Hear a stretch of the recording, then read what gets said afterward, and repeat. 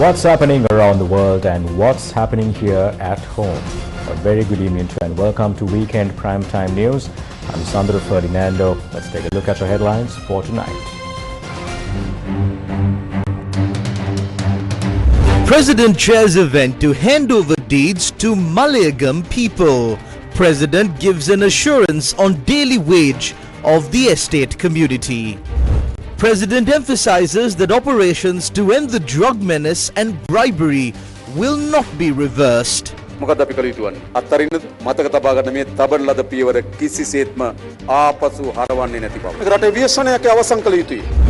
4 billion rupees in outstanding assessment taxes in the Colombo Municipal Council area. Colombo lands also given for low prices due to political favoritism. A revelation at the COPA committee. Police investigation launched against the lawyer who behaved aggressively at the Mount Lavinia court premises. Court permission granted to access CCTV footage. Another stockpile of ammunition found near the Moragahakanda reservoir, including 715 rounds of ammunition.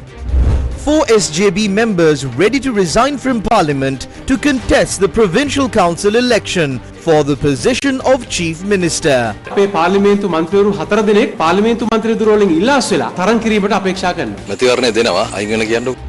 India's Smriti Mandhana becomes the world's first female batter to pass 1,000 ODI runs in a year.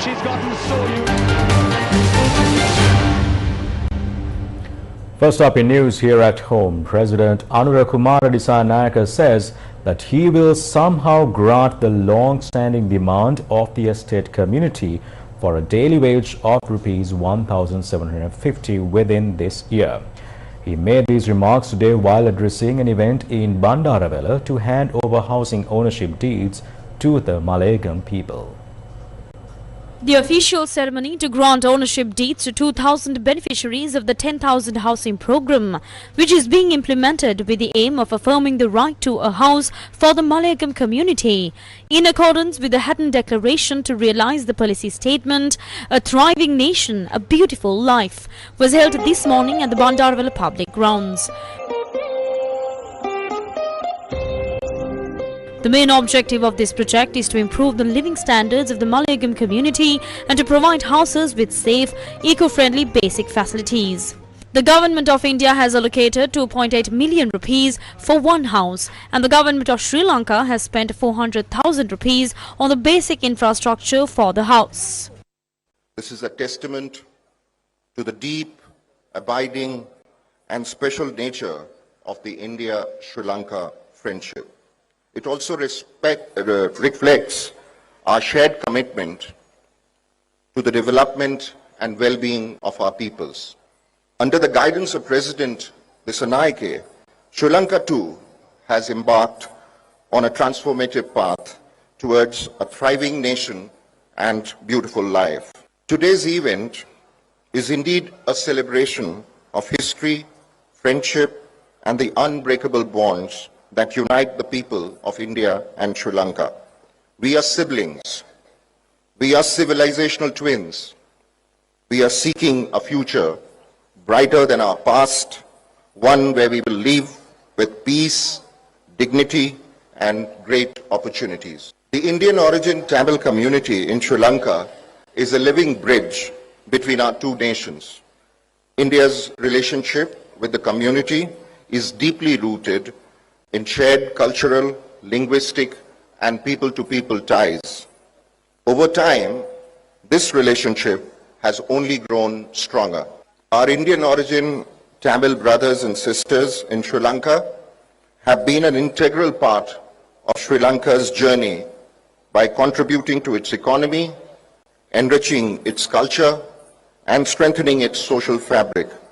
Their story is one of resilience and determination. Our aim has always been to empower, uplift, and ensure the holistic development of every member of this community. In this journey, India has been a steadfast partner of the Sri Lankan government. We are working together, hand in hand, in areas such as housing, education, skill development, healthcare, and community development. We are committed to working for the development of all of Sri Lanka. We stand firm in our support to Sri Lanka. Our support for the Indian origin Tamil community is part of this overall effort.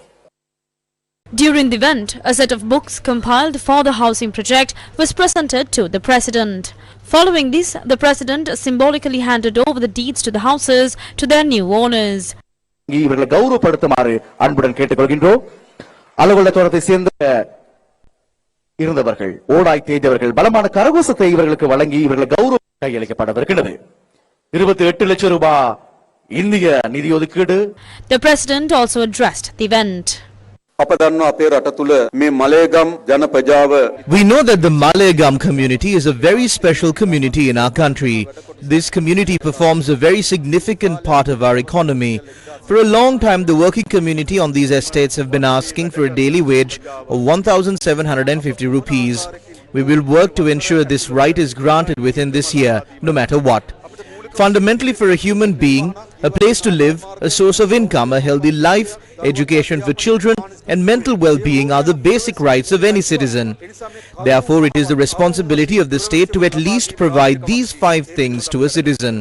We are working on that. How can you be an outsider? We must accept you as a community with a unique identity in this country. We must give you that respect and that right. Therefore, we have 2 operations: providing the economic life this community deserves and providing the social life and rights they are entitled to. We must operate on both of these fronts. That is what our government is working on. You have placed your trust in us. So what is our responsibility? Our responsibility is to strengthen that trust and carry it forward without letting it break even in the slightest. We are ready to fulfill that responsibility. Meanwhile, the President also emphasized that the steps taken to curb the drug trade will never be reversed. We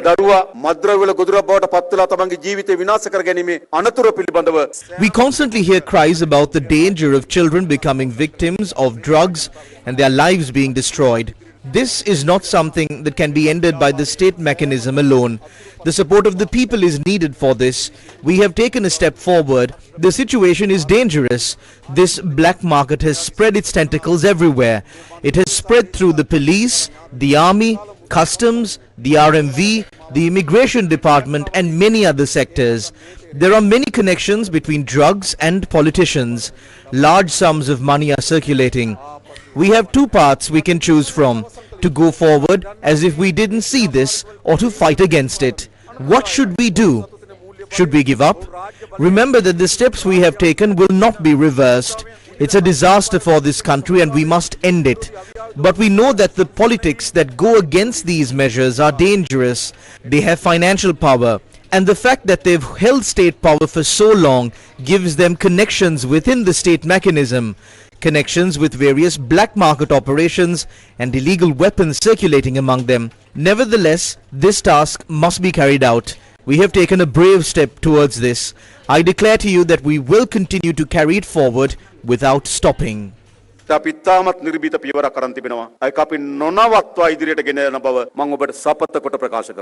end of the ceremony, the President engaged in a friendly conversation with the Malayagam people who were present there.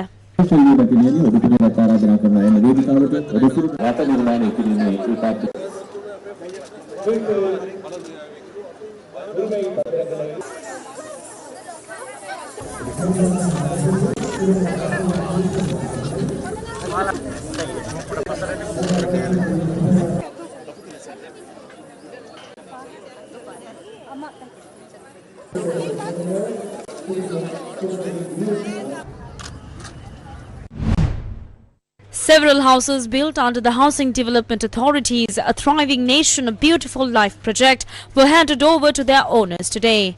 The handovers took place in Dodangode in Kalutara, Talawa in Anuradhapura and Kaligamua. Deputy Minister of Housing T.B. Sarath, who attended the opening of 2 houses in Kaligamur, said that the construction of nearly 15,000 houses is expected to be completed this year. Sada sutti bhavantu te bhavatu sabba mangalang rakkantu sabba devata. මම යාපනයේ ගියා. යාපනයේ මේ જાතියේ ගෙවල් 5800කට 2015 2019 ආණ්ඩුව foundation දාලා. ෆවුන්ඩේෂන්ම දාලා මේ වගේ ටකරන් වලින් I visited Jaffna and saw that between 2015 and 2019, the previous government laid foundations for 5,800 houses.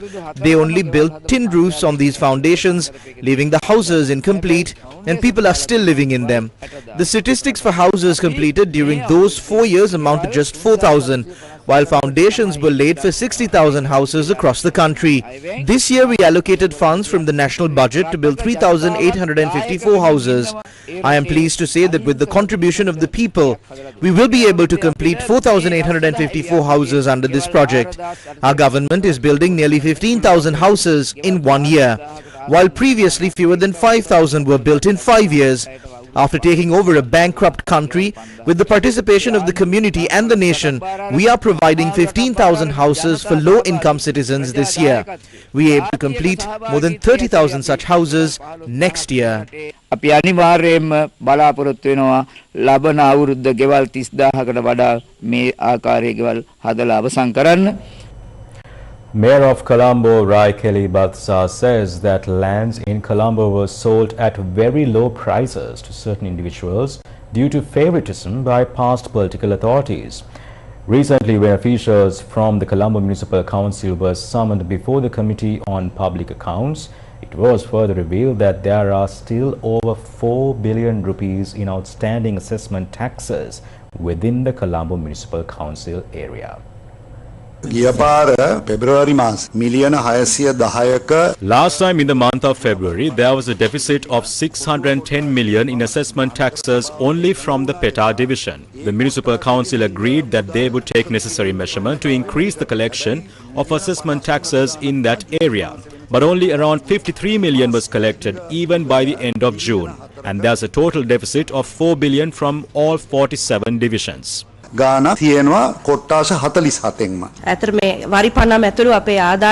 Actually, we do have several massive issues regarding assessment taxes and other modes of income generation. There weren't issues that started recently, but issues that accumulated over many years. There's also an issue in our system.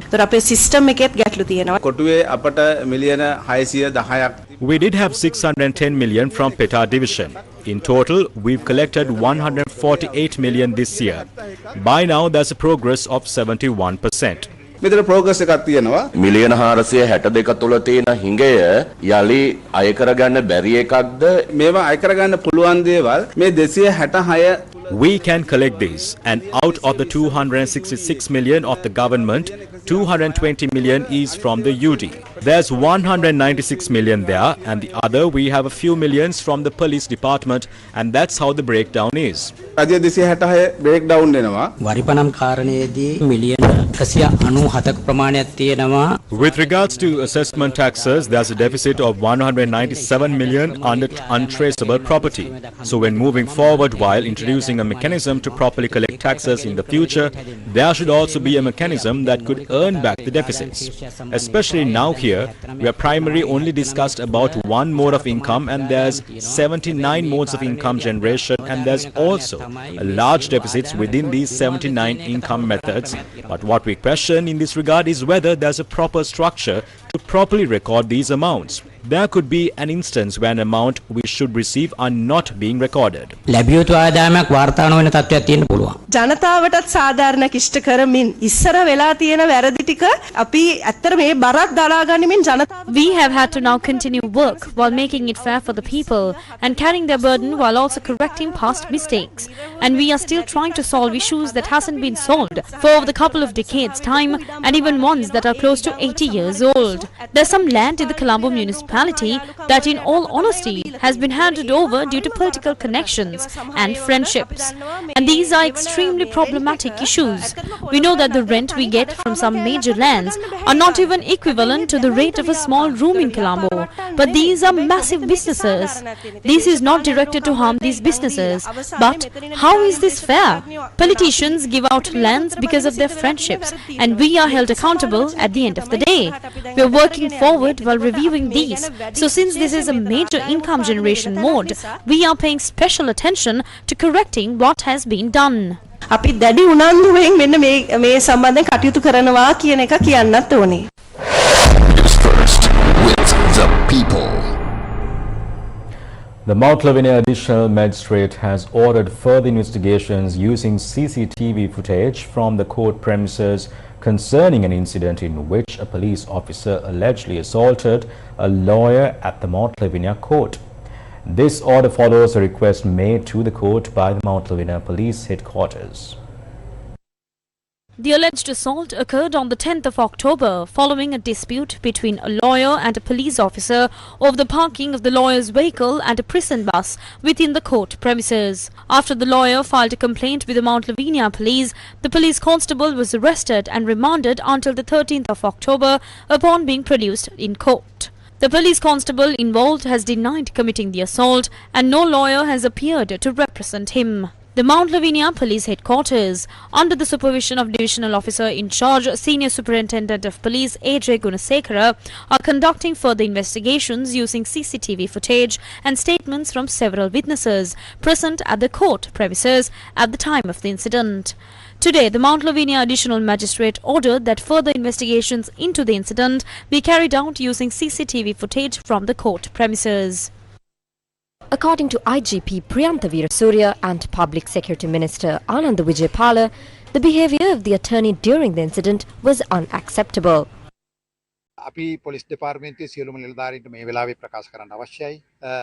I would like to inform all officers of the police department that if any officer faces injustice, it is essential to represent them as the minister in charge of the police department. Necessary interventions will be taken in such cases. However, we express our disappointment regarding the conduct of the attorney involved in this dispute. We regard his behavior as disrespectful to the judiciary. Appropriate action will be taken against that attorney who disrupted duties within court premises. As we have always affirmed, no one is above the law regardless of class or position. I urge all police officers to carry out their duties without fear. We are here to support and represent you. There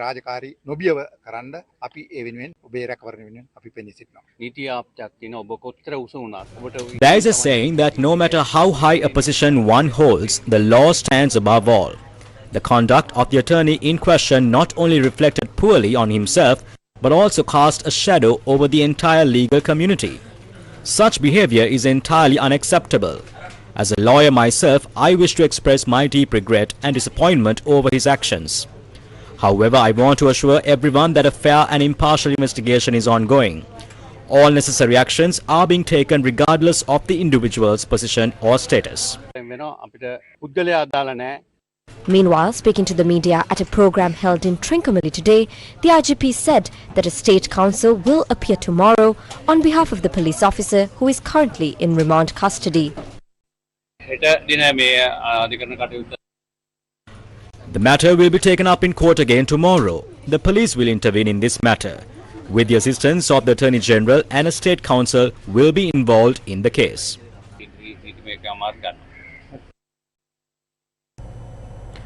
The Judicial Service Commission has instructed magistrates not to order the detention of any suspect or prisoner at a special prison. This directive was issued through a circular sent to all judicial officers signed by the Secretary of the Judicial Service Commission, Prasanna Alves. The Judicial Service Commission has issued this circular following complaints that certain magistrates had ordered suspects or prisoners to be detained in special locations. The circular further emphasizes several key directives.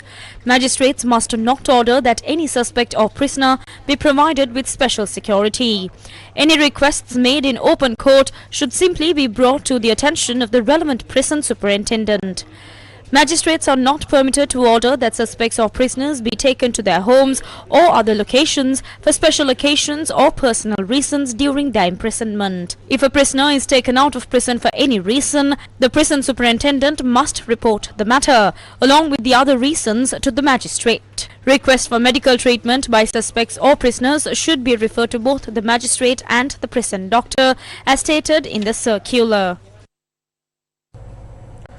Former Minister Vimal Veeravansa informed the Tangor Crimes Investigation Division that he will be unable to appear today and requested for another date. He was summoned to appear to provide a statement in connection with an investigation into his public statements claiming that Veerasinghe Sarath, alias Beliatta Sana, who was arrested on drug charges, is an active member of the Janata Vimukti Peramuna.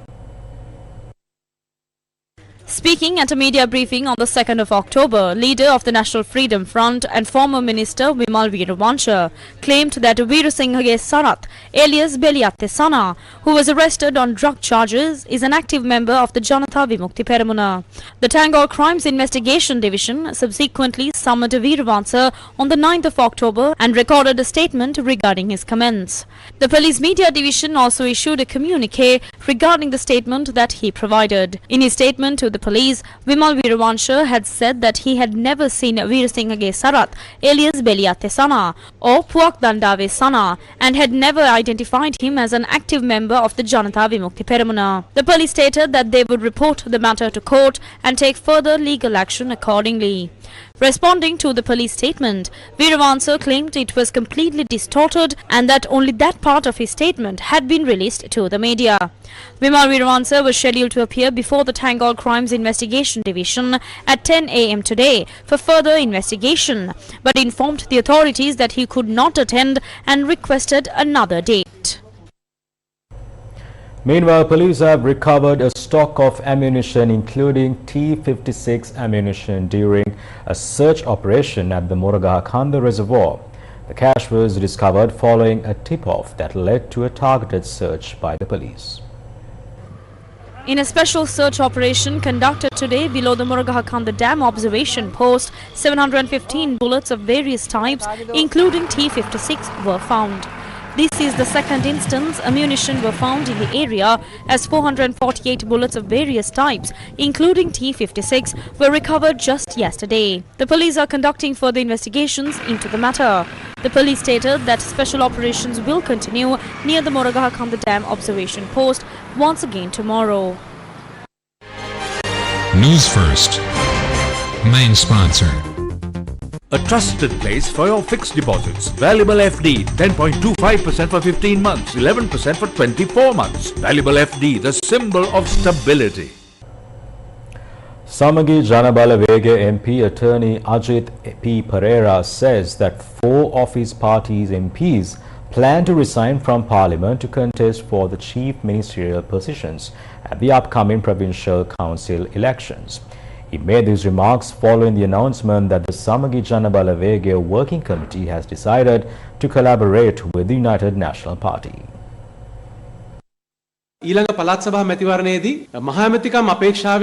Currently, 4 of our MPs are expecting to resign from their parliamentary seats and contest at the next provincial council election in the hope of becoming chief ministers. The announcement that the United National Party and the Samagi Janabala Vege, which share similar policies, will unite politically again, has created hope in society. Four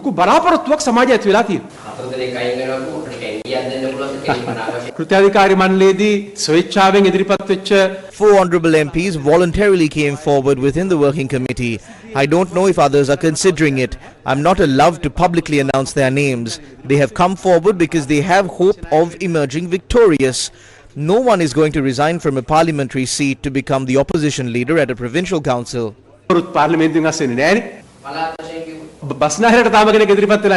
No one has come forward for the Western Province yet. There are still vacancies in the Western and Southern provinces.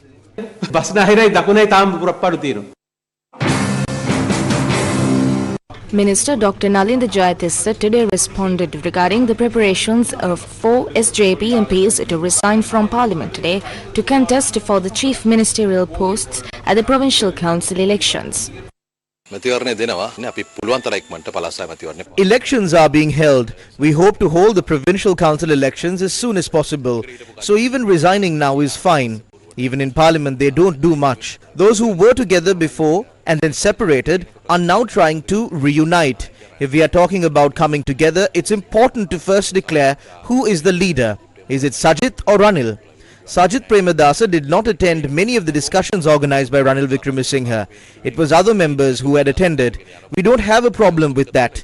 Now with the Bribery Commission and the CID carrying out legal proceedings, everyone will come together. Even the SLPP and SLFP. They will unite. That's what we hope for. It's good. Does the SJB have deals with those involved in the central bank bond scam? Will the SJB aligning itself with people accused of fraud and corruption? MP Rohana Bandara was questioned about this during a media briefing. There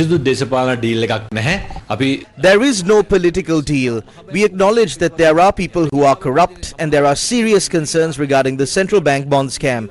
We are not suggesting that those who deserve to be punished will be brought into our camp. The charges may be justified or they may not be justified. If we come together in a way that earns the public trust and confidence in fairness, we will work together.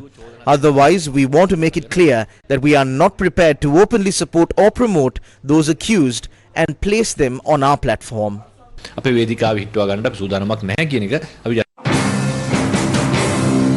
The General Secretary of the United National Party also commented on forming an alliance. Sajith Premadasa is the former deputy leader of the United National Party. 90% of the party members in SJB are from United National Party. There is nothing new. None of them have been barred from joining. Anyone can join at any time. There is nothing I can do about the fact that this is a serious issue for the government.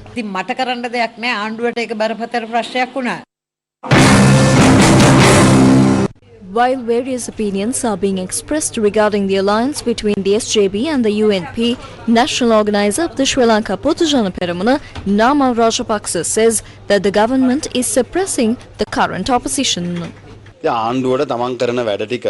Now when the government is unable to perform its duties and fulfill their promises, they are attempting to suppress the opposition. Why are those who once demanded for an independent commission now talking about transferring the powers of the independent commission to the IGP? Why are those who advocated for police independence now pressuring certain individuals to give statements and intimidating the OICs? We urge the government not to resort to suppression. The people of this country will not allow it. Is the government suppressing the opposition? Deputy Minister Susil Ranasinghe responded to this. Drugs, politics and underworld are interconnected. When efforts are made to combat drug trafficking and investigations dig deeper, political links begin to surface. The people who once asked, where are the files now? Where are the thieves who were once untouchable? Those files are being reopened, cases are being filed, and some are even heading to jail. So what should these people do now? They should challenge the Bribery Commission, the IGP, the minister who is heading this and the CID. They see the director of the Bribery Commission, Ranga Dissanayake, in their dreams. That is what is happening today. This only shows the success of the actions we've taken. The fact that certain people are so disturbed is the best indication of how effective our measures have been.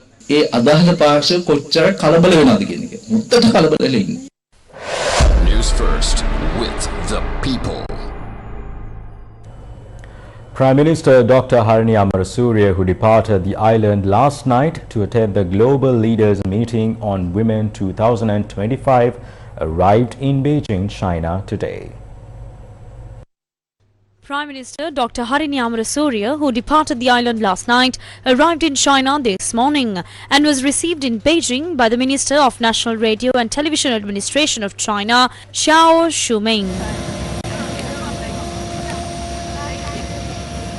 The Prime Minister, who is on a visit to the People's Republic of China at the invitation of the Chinese government, is scheduled to remain in the country from today until the 15th. During the visit, Prime Minister Dr. Harini Amrasuriya is also scheduled to address the Global Leaders Meeting on Women 2025, jointly organized by the Chinese government and the United Nations Women, which will take place in Beijing, China. The meeting will take place under the theme One Future, New and Accelerated Development for Women. During her visit, Prime Minister Dr. Harini Amrasuriya will further engage in several bilateral meetings with the President of People's Republic of China, Xi Jinping, and the Premier of the State Council of the People's Republic of China, Li Qiang. Director General of the World Health Organization, Dr. Tedros Adhanom Ghebreyesus, arrived in Sri Lanka this morning. He is due to attend the 78th Southeast Asian Regional International Health Conference as the chief guest. The Director General of the World Health Organization arrived at the Bandar Naik International Airport in Katunayake at 9:40 am on board Qatar Airways flight QR660 from Doha. He was received by the Secretary to the Ministry of Health and Mass Media, Dr. Anil Jasinghe. The conference, organized by the World Health Organization, is scheduled to take place in Colombo from tomorrow until the 15th of October. Health ministers from countries across the Southeast Asian region are also expected to visit Sri Lanka to attend the event. The 10th installation ceremony of the Horanatos Masters Club was held today. The annual installation ceremony of the Horana Toastmasters Club was held today.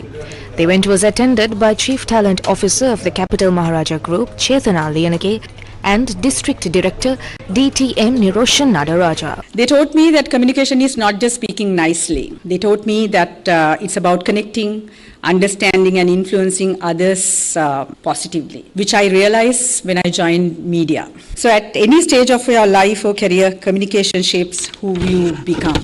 That's something that I really think of. For me, communication is a full package, and it's not just what you say, but how you carry yourself professionally while you are saying it.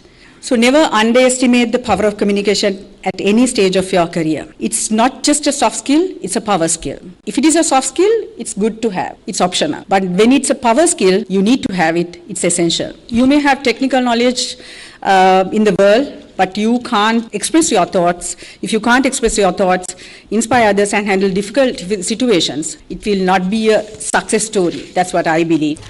The new executive committee was appointed and new Toastmasters were introduced at the event, presented with badges and awarded certificates.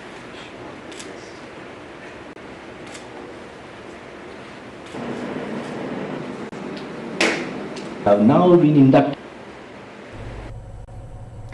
The TLC Touch, Look, Check triathlon organized by the Indira Cancer Trust took place in Batticaloa today. The Indira Cancer Trust is in Batticaloa today as part of its nationwide TLC Triathlon series to raise breast cancer awareness.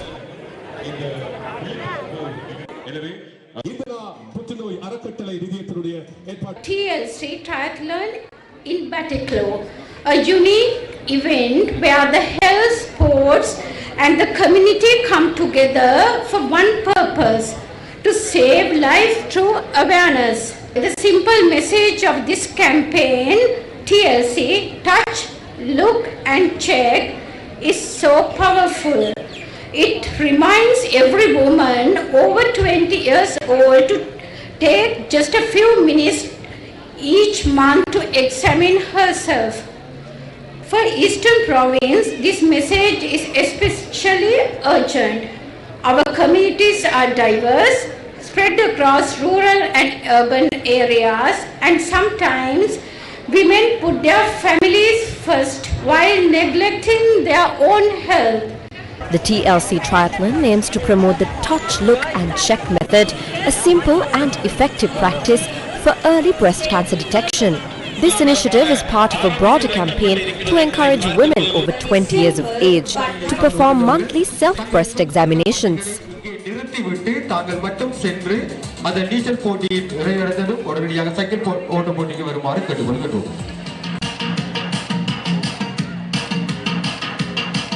அறக்கட்டளை This triathlon is not just about athletic performance, it's a collective effort to raise awareness and support for breast cancer patients and their families. The month of October marks Breast Cancer Awareness Month. Every day, 15 women are diagnosed with breast cancer. However, early detection can make it entirely curable. In line with the Breast Cancer Awareness Month, the National Cancer Control Program under the Ministry of Health and Mass Media organized a national event in Colombo yesterday to raise public awareness about the disease. Among non-communicable diseases that pose a serious threat to life, cancer is one of the leading concerns. Breast cancer, in particular, is one of the most commonly diagnosed cancers among women, both globally and in Sri Lanka. For this reason, October has been designated as Breast Cancer Awareness Month. All women above the age of 20 years must do a self-breast examination. So we have a small mnemonic that helps us remember this. TLC stands for Tender Loving Care, and from Indira Cancer Trust, we continue to support patients in their journey not only breast cancer. We have 24 different programs, and you also have opportunity to volunteer as well. The National Cancer Control Program under the Ministry of Health and Mass Media held a national event in Colombo yesterday. The event was organized with the support of the Rotary Club of the University of Colombo, Sri Lanka Police, civil society groups, government agencies and private partners.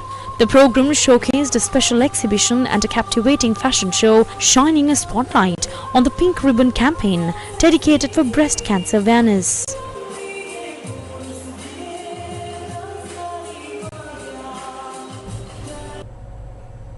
The award ceremony of the 2025 NASA Space Apps Challenge was held today.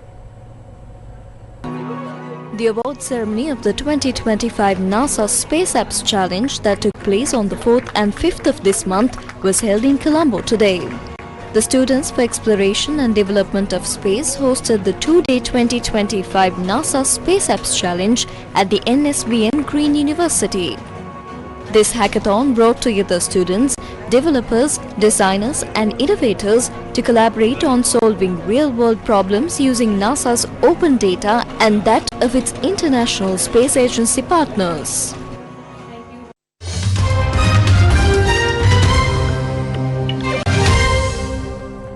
Oscar-winning actress Diane Keaton has died at the age of 79. Oh well. La-di-da, la-di-da. Born in 1946 in Los Angeles as Diane Hall, she was the oldest of 4 children. The Oscar-winning actress rose to fame in the 1970s through her role in the Godfather films and her collaborations with director Woody Allen. Her most recent film was the 2024 comedy Summer Camp, where she starred alongside Eugene Levy and Kathy Bates. It's very good to some of us. Oh my God! It's the pretty committee. How are they still so pretty? She was also best known for her roles in movies like Annie Hall, The First Wives Club, Father of the Bride and Something's Gotta Give. Keaton, who had been struggling with multiple health complexities, reportedly had died due to declined health conditions. Battling basal cell carcinoma in her 20s, she was diagnosed with squamous cell cancer decades later, which took 2 surgeries to remove. And aside from her cancer battle, Keaton has been open about bulimia, another health challenge she has been facing throughout her lifetime. Annie Hall, which won her the Academy Award for Best Actress in 1978, also won the Golden Globe Award for Best Actress and the BAFTA Award for Best Actress in a Leading Role.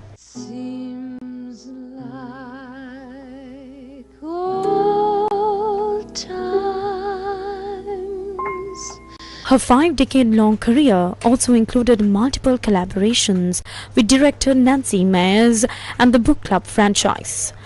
Keaton also directed several films, the first of which was a 1987 documentary, Heaven, chronicling people's beliefs about the afterlife. And don't tell me what to say, and when I go out with you, don't put me under split. Pretty good. You remember. You don't own me. In more news overseas, aid trucks queue up at the Rafah crossing to enter Gaza and Israel. It's expected to release 1,700 detainees from Gaza and about 250 Palestinian prisoners as a result of the US brokered ceasefire agreement. British Prime Minister Sir Keir Starmer prepares to join US President Donald Trump and Egypt International Peace Summit tomorrow and among 20 other world leaders in Sharm el-Sheikh. After days of negotiations last week, US President Donald Trump announced that Israel and Hamas had agreed to the first phase of the ceasefire deal for Gaza. The Israeli military says that a ceasefire in the Palestinian territory took effect at 10 a.m. British summer time on Friday, and its forces have pulled back to an agreed position within the territory, though troops still occupy half of the strip. The start of the ceasefire means a 72-hour countdown began, during which Hamas must release all living Israeli hostages. 20 are believed to be still alive. They must be handed over by 10 a.m. British summer time tomorrow. The first phase of Trump's deal also involves the start of the release of the deceased hostages. In exchange, Israel is expected to release around 250 Palestinian prisoners and 1,700 detainees from Gaza. Following the withdrawal of Israeli troops, about 500,000 people have returned in the past 2 days to the territory's north, which now lies in ruins. Images of aid trucks arriving to southern Gaza's Rafah border, crossing with Egypt this morning, have surfaced. Under the terms of the ceasefire and hostage release deal, the amount of aid entering Gaza is due to be scaled up. But the World Food Programme told foreign media yesterday that a surge of aid lorries had not yet entered Gaza, reporting only 2 to 3 lorries Israel could open. About 1,000 trucks can use multiple entry points rather than just one. Meanwhile, US President Donald Trump will lead an international peace summit in Egypt tomorrow alongside his Egyptian counterpart, Abdel Fattah al-Sisi. A spokesperson for Egypt's presidency said yesterday that the summit is intended to end the war in the Gaza Strip, strengthen peace and stability efforts in the Middle East, and open a new page in regional security and stability. Leaders from more than 20 countries are expected to be in attendance at Sharm el-Sheikh. UK Prime Minister Sir Keir Starmer will be among the leaders travelling to the summit, along with French President Emmanuel Macron in attendance. Meanwhile, last night in Tel Aviv, hundreds of thousands of Israelis gathered in Hostages Square at what they hope will be the last weekly rally, demanding their release. US Special Envoy Steve Witkoff was among the guests in attendance.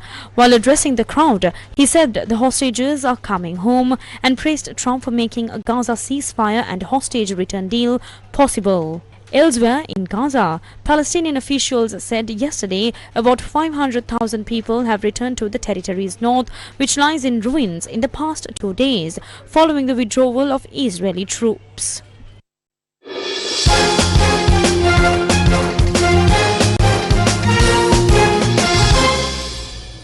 In the 13th match of the 2025 Women's Cricket World Cup between India and Australia, India set a challenging total of 330 after a dramatic collapse in Visakhapatnam. Chasing a target of 331 runs, Australia are currently on 265 for 4 after 39 overs. After being put to bat first, the Indian innings began strongly with Smriti Mandhana's 80 and Pratika Rawal's 75.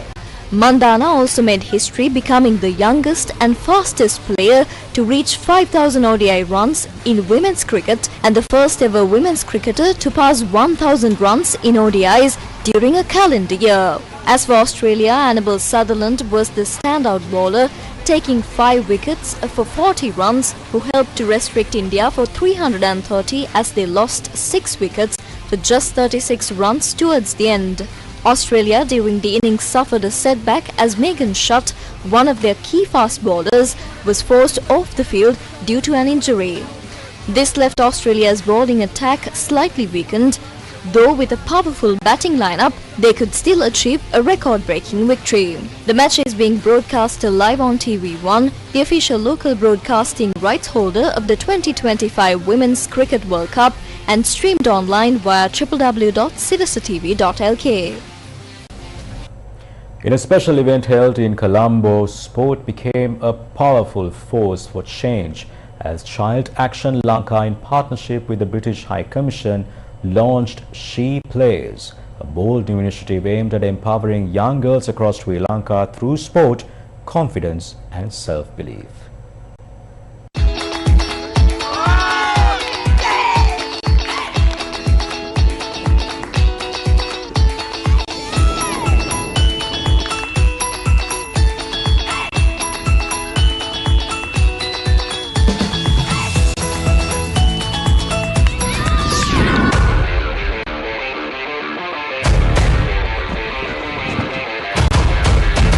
Hi guys, this is not my usual Sunday morning, and right now I'm here at the SSC in Colombo. So today there's going to be something exciting happening here where the England women's cricket team is going to meet 40 girls from all around the country who are supported by Child Action Lanka.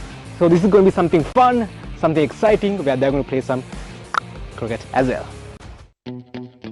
In a special event organized by Child Action Lanka in partnership with the British High Commission, sport became more than a game. It became a force for change. The program marked the launch of Child Action Lanka's latest initiative, She Plays, a project aimed at empowering young girls through sport and self-belief.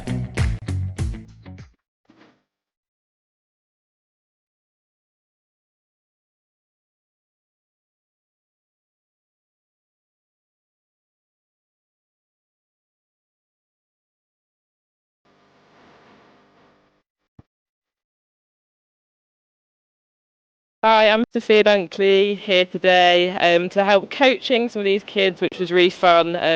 Love the energy that the children bring, and I thought they were really good at cricket, great talent around the group, and it's just really nice to help them and hopefully inspire as well.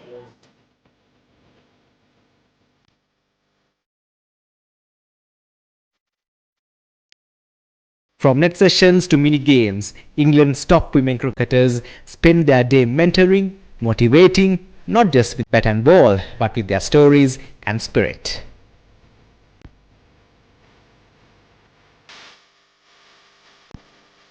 Today we're so privileged to be able to have the England team here with us as we launch a program called She Plays, an opportunity that gives girls a chance in sports, especially girls from rural backgrounds, because girls in our country often don't get much of a chance to be able to continue their career in sport. This is a huge step, and it's something that I really look forward to making sure that girls in Sri Lanka, especially from the rural areas, are able to go forward in sport and have their career supported.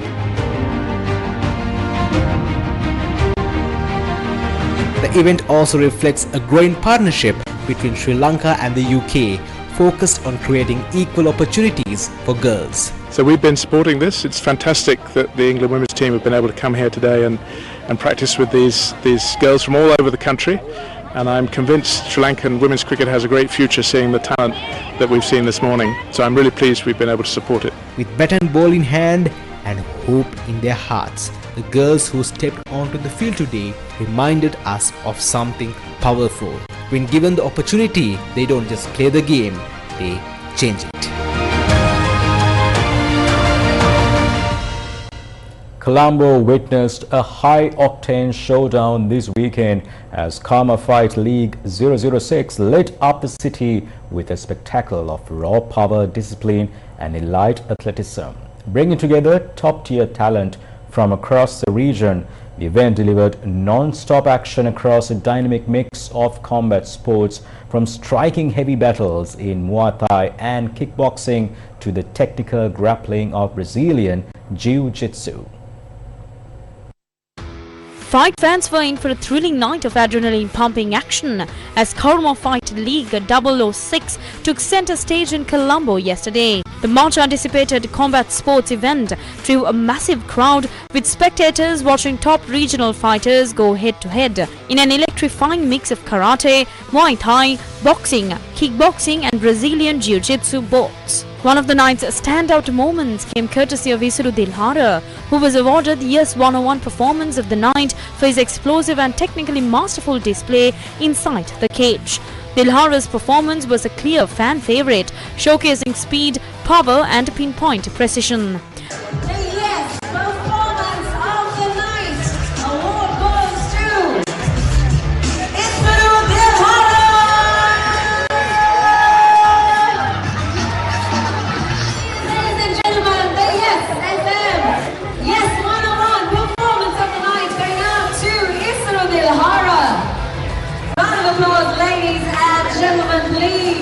The event also crowned a new King of the Cage as Shrimal Rodrigo emerged victorious in the headline bout, earning the prestigious title of KFL Openweight Champion. Rodrigo's commanding performance solidified his place at the top of the league, making a strong statement to any future challengers. The Maharaja Media Network was the official media partner of the event.